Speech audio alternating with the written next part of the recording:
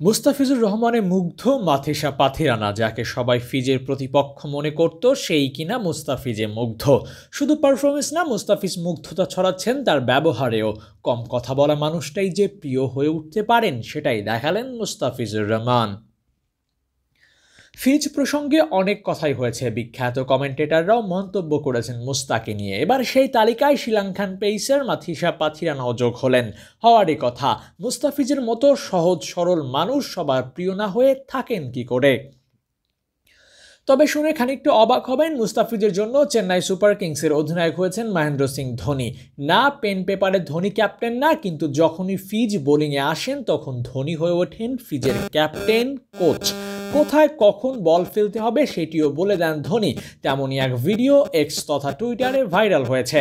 সেখানে দেখা যায় ধোনি ফিজকে দেখাচ্ছেন বলটা যেন ইনকামিং হয়, অর্থাৎ ইনসাইড এজ হয় এমন ডেলিভারি ফিজকে দিতে বলেছেন ধোনি।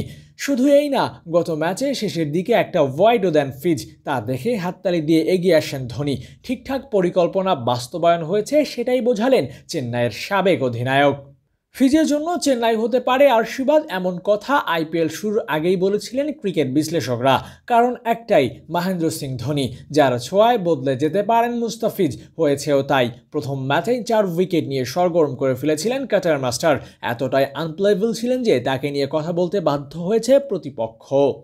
মুস্তাফিজ আইপিএল খেলবেন আর আলোচনায় থাকবেন না, তা কি করে হয়। বাংলাদেশ ক্রিকেট বোর্ডের ক্রিকেট অফসের চেয়ারম্যান জালাল ইউনুস চৌধুরী বলেছেন, আইপিএল থেকে মুস্তাফিজের শেখার কিছু নেই, বরঞ্চ আইপিএলে যে বোলাররা খেলছেন তাদেরকে শেখানোর আছে। সে কথা নিয়েই ইতিমধ্যে আলোচনা সমালোচনা শুরু হয়ে গিয়েছে। আলোচনার জায়গায় থাকুক, ফিজ পারফর্ম করলে সব কিছু চাপা পড়ে যাবে। ফিজের শেষ ম্যাচ বাদ দিলে বেশ ভালোই করেছেন এবারের আসরে।